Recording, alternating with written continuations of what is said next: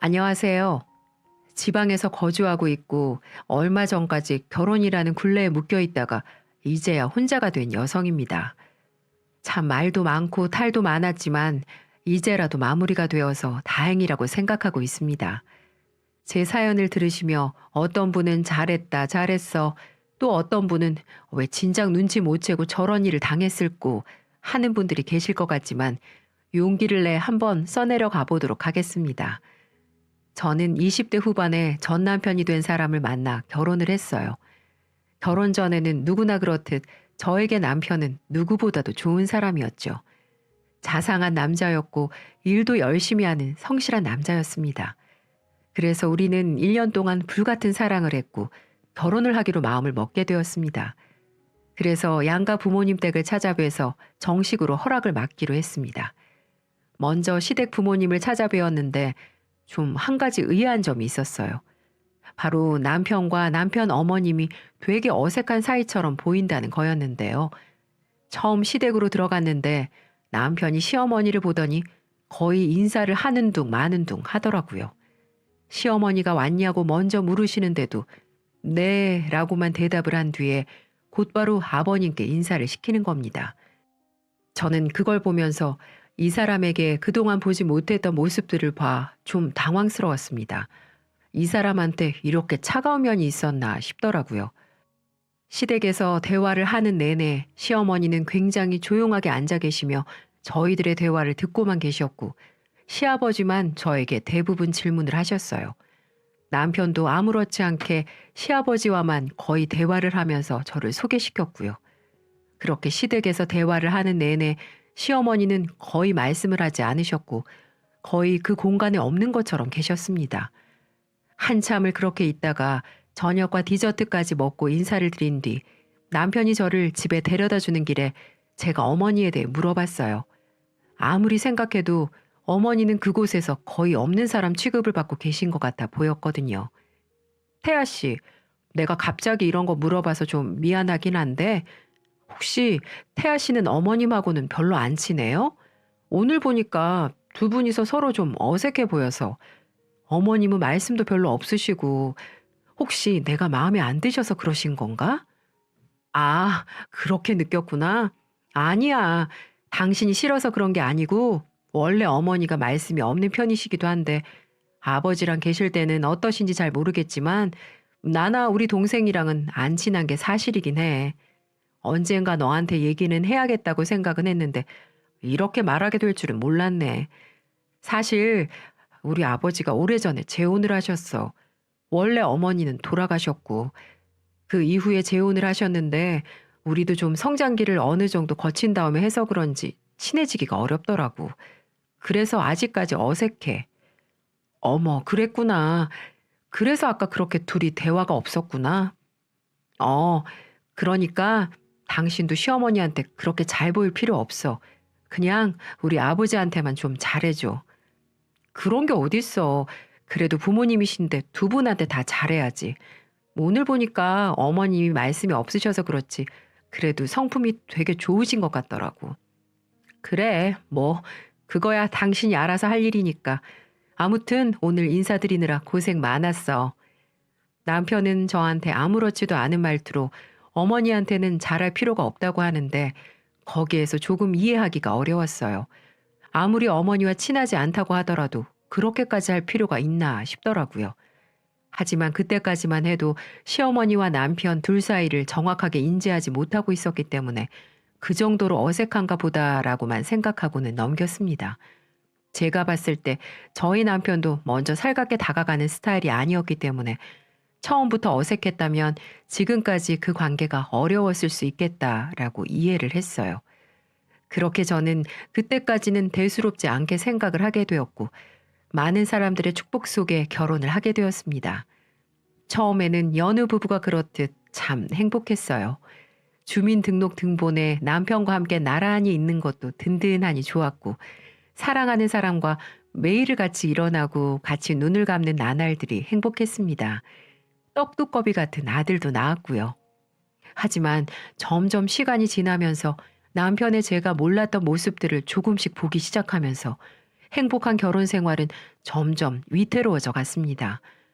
가정적일 줄만 알았던 남편은 가정을 멀리하기 시작했고 매일같이 술 먹고 집으로 들어와 술 냄새를 풍기며 저에게 툭툭 시비 거는 날도 많아졌습니다. 어린 아들에게도 한 번도 따뜻하게 안아준 적이 없었고 집안일이라고는 전혀 도와주지 않았어요. 이런 모습들을 매일같이 보다 보니 점점 지쳐만 갔습니다. 그리고 더 결정적인 건 시아버지가 암으로 돌아가시면서 남편의 진짜 악마 같은 본색이 드러나기 시작했어요. 사실 저희 시아버지는 자수성가를 하신 분이셨는데 어릴 때부터 열심히 돈을 모아 집도 몇 채 사시고 땅도 조금 가지고 있으셨어요. 가난한 집안에서 자랐지만 그 가난이 싫어 악착같이 돈을 벌어 모으셨고 머리는 또 비상하셨기 때문에 모은 돈을 성공적으로 불려 재산을 많이 소유하게 되셨었죠. 그래서 저희가 결혼을 할 때도 집을 자가로 해주셔서 결혼의 첫 시작을 여유롭게 할 수 있었습니다. 물론 그만큼 저희 집에서 혼수를 해가긴 했지만은요. 어쨌든 그만큼 재산이 꽤 있으신 분이셨는데 그런 아버지가 돌아가시니 저희 남편을 포함해서 시아버지의 자식들이 눈에 불이 켜지기 시작했습니다. 바로 재산 상속 때문에 말이죠. 저희 남편에게는 남동생과 여동생 한 명이 있었는데 이 중에 남동생은 남편처럼 누구한테 살가운 성격은 아니었어요. 근데 딱 봐도 좀 여우기질이나 다른 사람들한테 까칠한 면이 커서 저는 가까이 하고 지내지는 않았어요. 근데 시어머니와 시누이, 시매부, 남편과 제가 모여 변호사에게 재산 분할에 대한 이야기를 듣는데 시아버지께서 살아생전에 처리해 놓으신 재산 분할에 대해 듣더니 두 남매가 버럭 화를 내기 시작하던 거 있죠. 시아버지는 재산이 총 15억 원 정도의 현금 자산과 1000평의 땅이 있으셨는데 그중에 8억을 어머님 그리고 나머지 7억을 두 자녀들에게 상속을 하셨다고 했습니다. 그리고 더 놀라운 건 땅 1000평은 모두 어머님 앞으로 남기셨다는 거였어요.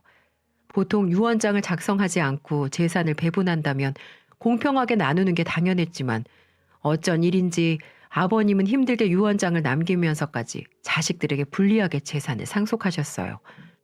그리고 그걸 받아들인 남편과 시누이는 시어머니 쪽으로 아버지 재산이 쏠린 게 마음에 들지 않은 건지 노발대발하며 그 자리에서 화를 내기 시작했습니다. 변호사님, 이게 말이 됩니까? 피를 가진 자식들이 여기 있는데 피 한 방울 안 섞인 시어머니한테 거의 재산 몰아주기 수준이잖아요, 지금. 이미 유언장에 그렇게 작성을 하셨고 저희는 유언장대로 처리를 할 수밖에 없습니다. 웃기고 있네. 유언장대로 처리하긴. 살아있는 사람이 먼저지 죽은 사람 유언이 무슨 대수라고. 어머니 말씀해 보세요. 어머니도 말이 안 된다고 생각하시죠? 솔직히 양심이 있다면 그 재산 다 가지고 가진 않겠죠. 제 말이 틀렸습니까? 시어머니는 단호하게 다그치는 저의 남편과 시누이의 말에 묵묵부답으로 일관하셨어요. 표정에는 씁쓸함과 외로움이 잔뜩 보였죠. 저는 이 둘이 너무 심하다는 생각이 들어 일단은 중재를 했습니다. 여보, 아가씨, 일단 진정하세요. 아버님이 이미 그렇게 정하신 걸 저희가 무슨 수로 바꾸겠어요. 그리고 아버님이 시어머니께 다 드릴만 하니까 드린 거겠죠. 여기서 이러지 말고 일단 흥분 가라앉히고 정 못 받아들이겠음 나중에 다시 이야기하세요. 장례식 끝나고 아직 정리도 다 못했는데 다들 피곤할 거 아니에요.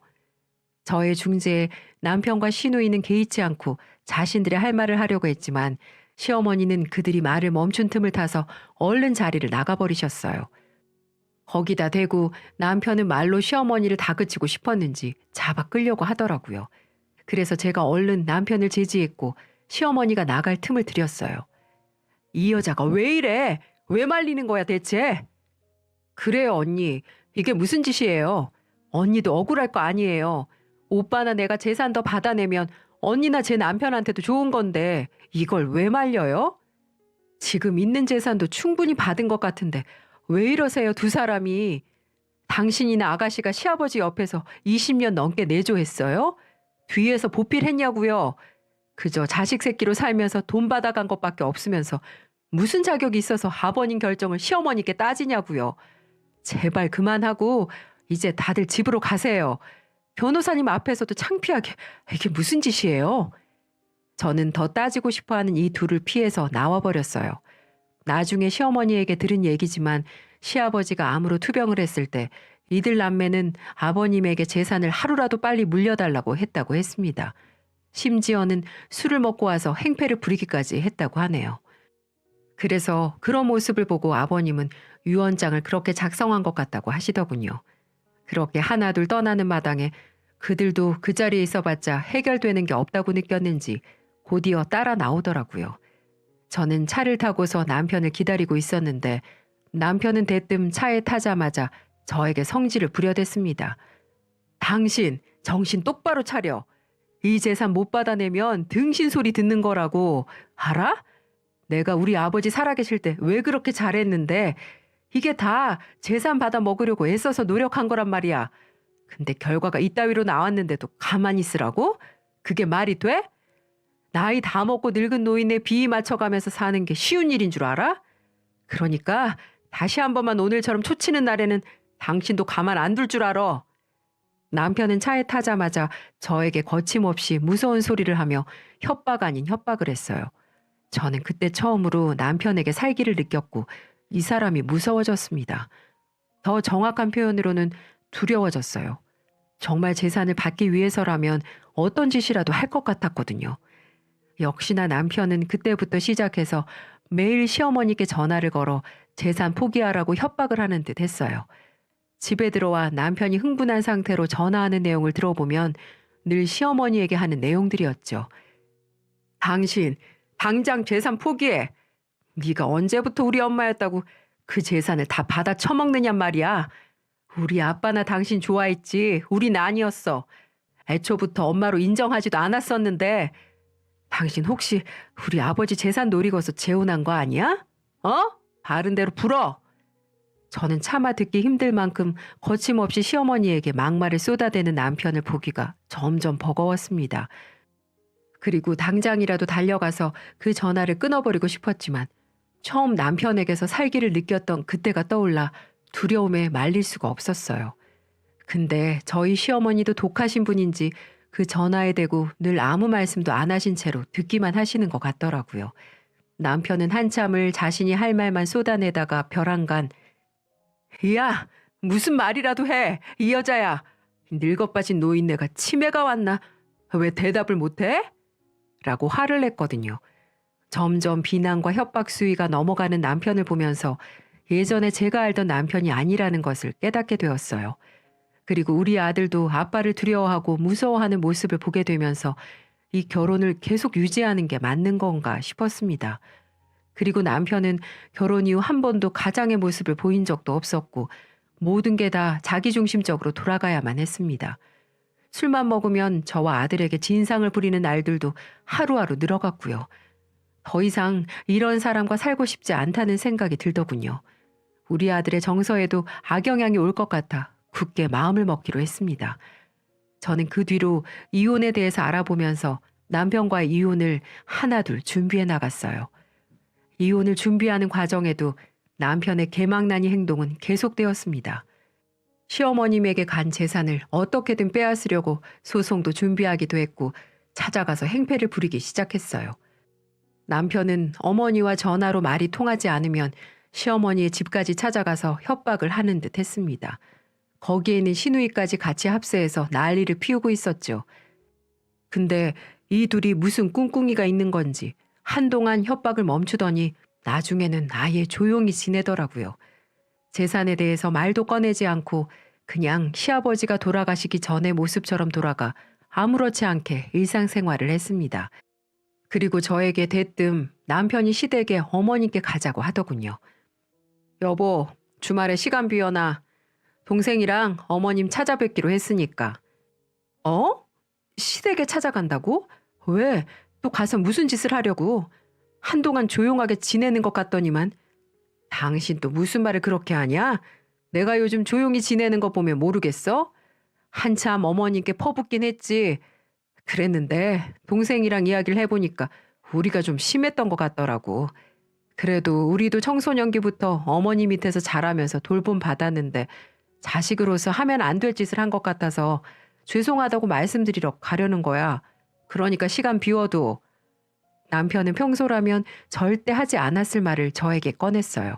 저는 남편의 이야기를 듣고 정말 반성을 한 건가 싶기는 했지만 그래도 시어머니께 죄송하다고 말하러 간다는 남편의 말을 믿어주기로 했어요.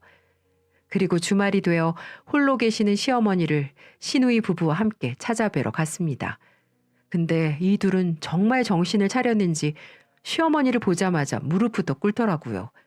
심지어 시누이는 눈물까지 흘리며 사죄를 하기 시작했고요. 엄마, 죄송해요. 저희가 그동안 너무 심했죠. 돈에 눈이 멀어 그만. 어머니, 죄송합니다. 다 큰 자식들이 철이 없어 그랬다 생각하시고 너그럽게 용서해 주세요. 정말 죄송합니다. 이 둘은 누가 봐도 진심 어린 사죄를 하는 듯 했어요. 그 뒤에서 저와 시매부까지 같이 덩달아 무릎을 꿇고 어머님께 사죄의 말씀을 드렸죠. 근데 시어머니는 말씀이 없으신 분이셨지 절대 약하신 분이 아니셨어요. 그동안 말씀을 하지 않으셨던 것도 시어머니가 할 말이 없어서가 아닌 아이의 상종을 하기 싫어 안 하셨던 모양이더라고요. 됐다. 이제라도 알면 되었으니 들어와서 밥 먹어. 시어머니는 더 구태여 말을 섞지 않고 그들에게 저녁을 먹였어요. 그리고 그날 남편과 시누이는 시아버지가 생전에 살아계실 때도 잘 보여주지 않았던 모습들을 시어머니에게 보여주었죠. 저는 그들이 정말로 반성을 한 거라고 생각을 했어요. 참 생각이 짧았던 거죠. 그 뒤로도 남편은 이제껏 볼 수 없었던 모습들을 계속해서 보여주었습니다. 시도 때도 없이 시어머니에게 전화해서 안부를 묻고 건강이 조금이라도 안 좋다고 하면 큰일이라도 난 듯 병원으로 모시고 갔어요. 저도 제 생활에 바빠 시어머니를 너무 못 챙겨드린 건가 싶어서 가끔씩 시댁으로 방문해 시어머니의 일을 도와드리곤 했었어요. 그때마다 시어머니는 저한테 정말 고마워하셨고요. 그렇게 전 남편과의 이혼을 결심했지만 갑자기 어머님뿐만 아니라 집에서도 저와 아들에게 자상하게 변해가는 모습을 보고 이혼 생각을 접게 되었습니다. 전 그때 남편이 뒤늦게 정신을 차렸다고 생각을 했어요. 그런 생활이 한동안 쭉 이어졌으니까요. 그렇게 한동안 가족들에게 평범한 일상이 이루어지고 있었어요. 아니, 그렇다고 믿고 있었죠. 저희는 아무 탈 없는 생활로 거의 6년 가까이를 그렇게 살았습니다. 저는 모든 것이 안정된 것 같아 그제서야 마음을 놓고 일상을 누리고 있었어요. 근데 남편과 시누이는 아니었더라고요. 그들은 그들만의 전쟁을 치르고 있었죠. 그 사실을 알게 된 계기는 어느 날 신우네 가족이 집에 놀러 온 날로 시작이 되는데요. 주말에 신우네 가족과 모여서 고기를 맛있게 구워 먹고 후식으로 과일을 먹고 있던 중이었어요. 한참 TV에 빠져서 재미나게 보고 있는데 순간 신우와 남편이 안 보이더라고요. 하지만 그것도 별스럽지 않게 생각하고 TV를 보다 문득 핸드폰을 안방에 놓고 온 것 같아 가지러 가려는데 그 안에서 대화하는 소리가 들려왔습니다. 아, 그 노인네 진짜 뭐 하자는 건지. 우리가 이 정도로 잘했으면 뭐라도 나눠줘야 할 거 아니야.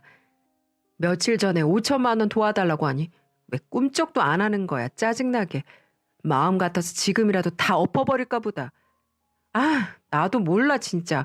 그 노인네한테 내가 드린 공이 얼만데. 그래도 6년 전에 사회에 기부한다는 거 우리가 겨우 말렸잖아. 그때 우리 만약에 고개 숙이고 안 들어갔으면 아마 그 돈 전부 기부금으로 들어갔을걸? 그러니 오빠 조금만 참자. 그래, 현실이 이러니 어쩔 수 없지. 그 인간 어차피 오래 살아봤자 20년이야. 그때까지 그냥 숨죽여서 살다가 그냥 재산이나 상속받자고. 안 그래도 이 마누라녀는 주말마다 시어머니 찾아가서 싸바싸바 하는 것 같은데 그거라도 하고 있으니까 내가 좀 덜하고 있지. 아휴, 전화하는 것도 싫다 나는. 그 목소리 듣는 거 아주 끔찍해. 그것 때문에 마누라한테도 요즘 기고 있잖아 내가. 조금이라도 할망구 욕하는 날에는 또 초칠지 몰라서. 재산만 받아내면 이 가짜는 것들 한 방에다 쓸어버릴 수 있는데 말이야. 아씨. 그들의 놀라운 대화 소리에 저는 안방에 들어가려던 걸 멈추고 그대로 뒤를 돌아서야 했습니다. 그리고 그들의 놀라운 이중성에 그만 질려버리고 말았어요. 게다가 남편이 저에 대해 이야기하는 것도 믿을 수가 없을 만큼 험악해 손발이 떨려오기 시작했죠. 그리고 6년 전에 눈물을 흘리며 시어머님에게 무릎을 꿇었던 이유를 알고 경악을 하고 말았습니다. 바로 그건 남편과 시누이가 계속해서 집으로 찾아와 난동을 부리니 참다 못한 시어머니는 모든 재산을 사회에 기부하겠다고 폭탄 선언을 했다고 하더군요. 이 돈 때문에 가족이 콩가루 집안 되는 거라면 차라리 이 돈을 사회에 기부하고 조용히 살겠다면서 말이죠. 그러자 남편과 시누이는 그 소리를 듣고 정말로 어머님이 사회에 기부할까봐 그때부터 잘못했다고 용서해달라고 다시는 안 그러겠다고 악어의 눈물을 흘렸던 겁니다. 모든 재산을 기부해버리면 그들은 단 한 푼도 받지 못할 테니까요. 그때부터 어머님이 강하게 나오시니 나중에라도 어머님이 잘못되면 재산 상속이라도 받으려고 이렇게 오랜 시간을 착한 척, 위하는 척, 효녀 효자 노릇을 하고 있었던 겁니다. 여러분이 봐도 너무 소름 끼치지 않나요? 그때부터는 다시 이혼을 생각하게 되었습니다. 저는 이 사람의 이중성에 질려버리고 말았고 언제고 저를 진짜 내칠 수도 있는 인간이라는 걸 느끼게 되어 곧바로 이혼 준비를 했어요.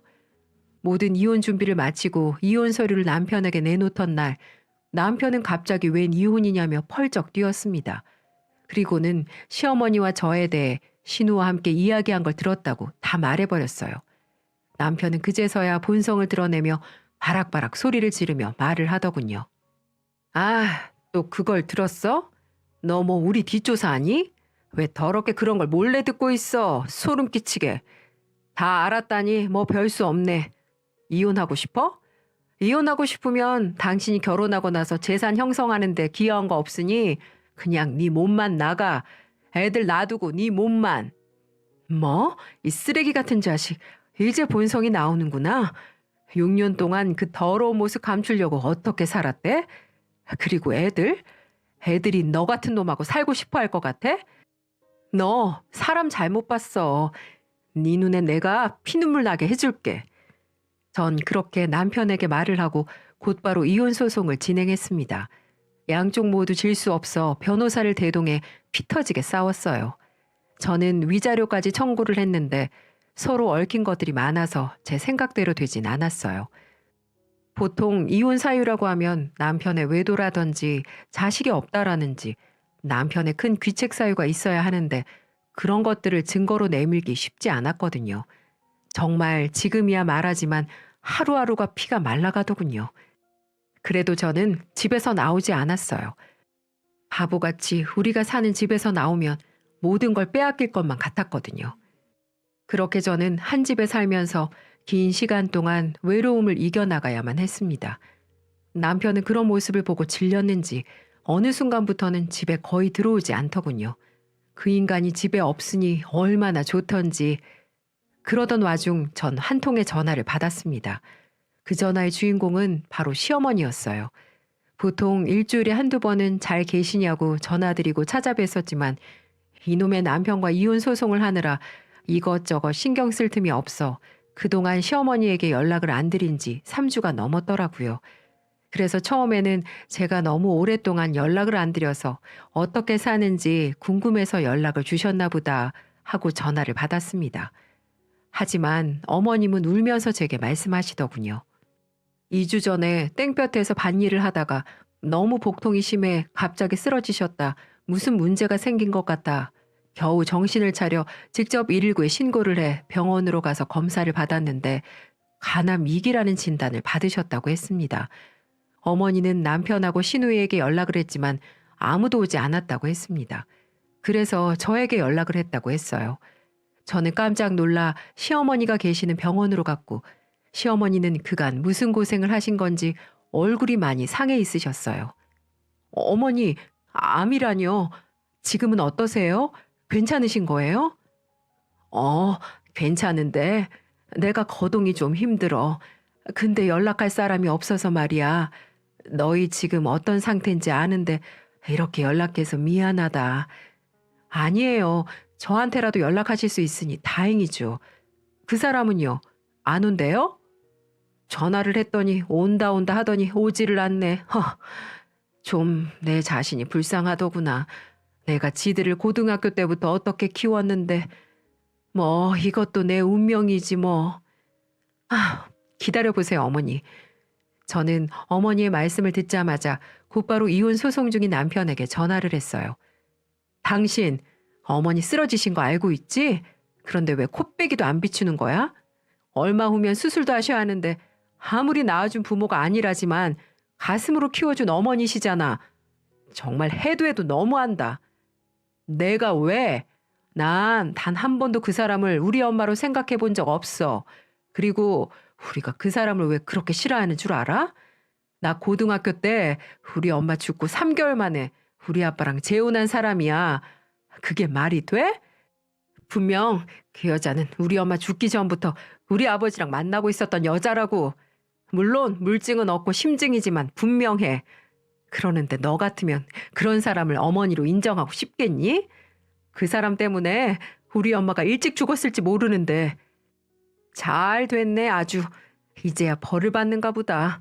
알아서 뒤지라고 전해주고 죽으면 그때 가서 연락 줘라. 그나마 남은 재산이라도 가지고 와야 되니까. 저는 남편에게서 새로운 사실을 알게 되었습니다. 생모가 죽자마자 현재 어머니와 돌아가신 아버님이 재혼을 하셨다고 했습니다. 조금 놀랍긴 했지만 그래도 저는 남편을 이해하지 못했습니다. 남편 말을 그대로 믿고 싶지도 않기도 했고요. 시누이도 마찬가지였어요. 어머니에 대한 원망이 컸던 남매는 후에 어머님이 수술을 하신 날 와보고는 오지도 않았습니다.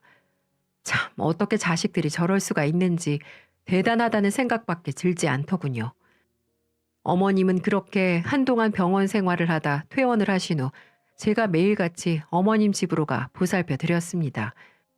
항암 치료를 받으셔서 몸이 많이 허약해진 상태셔서 누군가는 어머니를 보살펴 드려야 했거든요. 남편과 시누이가 나 몰라라 하니 제가 할 수밖에 없었죠. 그렇게 어머님은 저와 거의 매일같이 조금씩 운동도 하고 바람도 쐬고 식이요법도 하고 병원도 다니며 한동안 그렇게 거의 붙어 다니다시피 하며 지냈습니다. 어머니는 그러는 동안에 제가 일이 있어 단 하루라도 가지 않으면 엄청 서운해하시고 어떤 날은 눈물을 흘리기도 하셨어요. 아마도 몸이 쇠약해진 상태여서 혼자 집에 있는 게 두렵고 무서웠나 봅니다. 전 그런 마음을 알기에 정말 급한 일이 아니면 아들이 학교 갈 때 어머님 집에 왔다가 끝날 때쯤 집에 오는 생활을 반복했습니다. 그 사이에 남편과의 소송은 마무리가 되어 어렵게 소송에서 이기게 되었습니다. 일단 아들이 저와 함께 있길 원했고 제가 그동안 아들에게 기여한 바가 컸기 때문에 상속권은 저에게 올 수 있었어요. 그 외에도 양육비도 매달 지급하라는 판결을 받았고 재산 분할도 얼마간의 재산을 제 앞으로 가져올 수 있었어요. 그렇게 전 그 지긋지긋한 인간과 깨끗하게 이혼을 할 수 있었어요. 그 더러운 인간이랑 다시는 마주치지도 목소리도 다시는 듣고 싶지 않았거든요. 그렇게 이혼을 한 후 시어머니께 이혼이 확정됐다고 말씀을 곧바로 드렸습니다. 그랬더니 제 손을 꼭 잡으며 말씀해 주셨어요. 민수애미야, 그동안 고생 많았다. 많았어. 이제 이혼했으니 그동안 마음고생한 거 훌훌 털어버려. 아직 젊으니까 새 인생 살면 되지. 그런데 좀 내 마음 한구석이 편치가 않구나. 아들이랑 이혼했으면 이제 우리 시어머니 며느리가 아닌 남남이지 않니? 이제는 염치 없어서 나한테 오라고 말도 못하겠구나. 무슨 소리예요, 어머님. 한 번 어머님은 영원한 어머님이죠. 제가 뭐 그 인간 보고 어머니를 보살펴 드렸나요? 우리 아이 할머니고 제 좋은 어머님이시니까 제가 할 도리를 다 한 거죠. 그런 생각하지 마세요. 예전처럼 계속해서 제가 옆에서 있어 드릴 테니까요. 전 그렇게 말하면서 어머니를 안심시켜드리며 꼭 안아드렸어요. 어머니는 제 얘기를 들으시며 눈시울을 붉히셨습니다. 연신 고맙다고 하면서 말이죠. 그러다 어머니는 식사를 차리고 있는 저를 불러 세우시더니 단단히 마음을 먹으신 듯 제게 말씀을 하셨습니다. 애미야, 이제 어디서 지낼 생각이니? 갈 때는 있고? 네, 지금은 당분간 친정에서 지내다가 서서히 알아보려고요. 언제까지 다 큰 딸이 친정에 있을 수도 없고 괜찮은 데 있으면 작은 집이라도 들어가려고요. 그래, 그럼 이거는 어디까지 내 생각인데 부담 갖지 말고 들어. 혹시 이 CM이랑 같이 사는 게 어떠니? 이런 말 하기 그렇지만 난 정말 네가 남남이 됐다고 생각하니 불안해서 살 수가 없구나. 너도 알다시피 내가 지금 내 옆에 누가 있니? 아들, 딸이 있다곤 하지만 이미 걔네들은 날 어미로 인정을 안 하는 걸. 그리고 난 걔들이 무섭다. 무슨 짓을 벌일 줄 몰라. 그러니 나 좀 데리고 살아주면 안 되겠니? 어머니는 눈물을 흘리시면서 거의 애원하시듯 말씀하셨습니다. 그 모습을 보고 저도 어머님이 너무 불쌍하다는 생각이 들어 얼마나 울었는지 몰라요. 오죽했으면 며느리에게 데리고 살아주면 안 되냐고까지 하시면서 부탁을 하셨을까요? 너무 마음 아파왔습니다. 자식들이 있어도 그 자식들이 무서워 이혼한 며느리에게 의지를 해야 하는 심정, 전 그 심정을 그동안 꾸준히 지켜봐 왔기에 어머님의 마음을 이해할 수 있었습니다. 전 어머님을 다시 한번 꼭 안아드렸어요. 어머님, 무서워하지 마세요. 제가 어머님 옆에 있어 드릴게요. 그래요, 우리 같이 살아요. 이 못난 며느리하고 우리 아들하고 셋이서 우리 행복하게 살아요.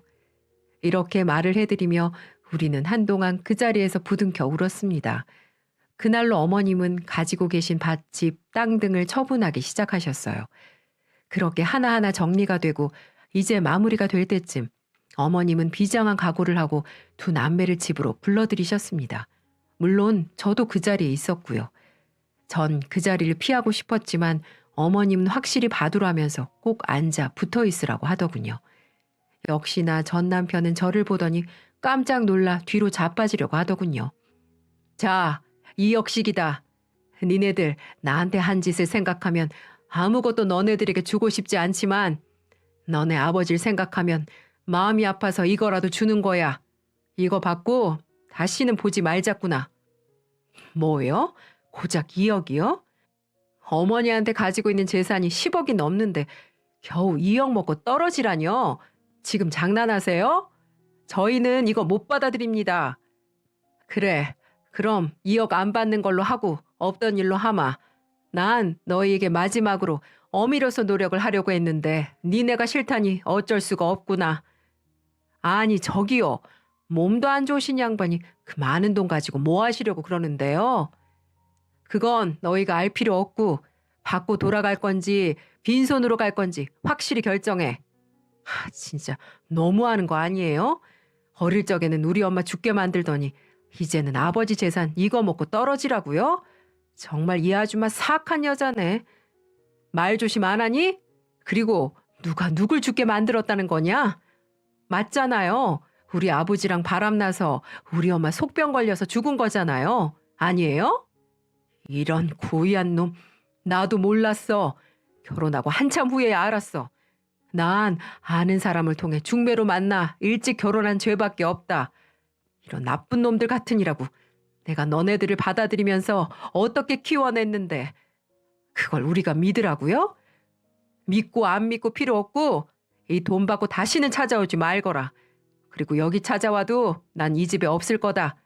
이 집도 내놨으니 괜한 헛걸음 하지 말고. 그건 또 무슨 소린데요? 나 민수애미랑 같이 살기로 했다. 내가 언제 죽을지 모르지만 반평생을 키워온 너네들보다 훨씬 나아. 피 한 방울 안 섞인 내게 얼마나 옆에서 보살펴주며 친딸처럼 날 대해주는 줄 알아? 그런 순간에 너네들은 뭐 했니? 나한테 어떻게 했어 이놈들아. 그래서 내 모든 재산 민수애미에게 주기로 했으니까 그렇게 알고 다시는 찾아오지 마라. 뭐요? 저 여자는 남이라고요. 저와 이혼했으니 저 여자는 이제 며느리도 아니라고요. 내 딸이야. 이놈아. 며느리 아니고 내 딸이라고. 어머니는 그 말씀을 하면서 가슴이 북받쳐 오셨는지 오열을 하기 시작했습니다. 친자식처럼 키워온 자식들이 삿대질을 해가며 어머니에게 성난 개처럼 달려드니 결국 감정이 폭발한 듯 보였어요. 저는 어머님이 몸도 안 좋으신데 더 상하실까 봐 그들에게 당장 나가라고 소리쳤고 어머님을 안방으로 모셨습니다. 그랬더니 두 남매들은 울분을 토하며 집안에 있는 물건들을 부수고 난동을 부리더군요. 그래서 경찰을 불러서야 그들을 쫓아낼 수 있었습니다. 전 눈물을 흘리는 어머님에게 뒤에 가서 꼭 안아드렸어요. 어머님은 그동안 키워오면서 두 남매들과의 추억들이 주마등처럼 스쳐 지나가셨는지 한참을 그렇게 서럽게 우시더라고요. 그런 추억들을 이제는 가슴으로 묻으려고 하니 얼마나 가슴이 아파오셨을까요? 전 그 마음을 누구보다 잘 알았기에 제가 할 수 있는 거라곤 어떤 위로의 말보다 따뜻하게 안아주었던 거였죠. 그러니 어머니는 제 손을 꽉 잡아주시더군요. 그날 이후 모든 게 빠르게 진행되었습니다. 어머니가 사는 집도 생각보다 빨리 팔려 평수가 넓은 아파트로 이사를 하게 됐어요. 우리 아들 민수도 할머니와 사는 게 좋은지 요즘은 저보다 할머니를 많이 챙기고 있고, 어머님은 그 힘들다는 몇 번의 항암 치료를 잘 받으시면서 꿋꿋하게 치료를 잘 받고 계십니다. 고통이 심해 힘들다고 아프다고 참다 못해 말씀을 하시기도 하지만 그래도 저와 손주가 있어 이렇게라도 버틸 수 있다고 말을 해주곤 하신답니다. 병원에도 몇 번 입퇴원을 반복하고 계시고요. 그 과정에서 나이가 있으신지라 젊은 사람들처럼 갑자기 좋아지시거나 그러시진 않지만 저는 완치는 안 되더라도 지금 상태에서 더 안 좋아지지만 않기를 매일같이 기도하고 있어요.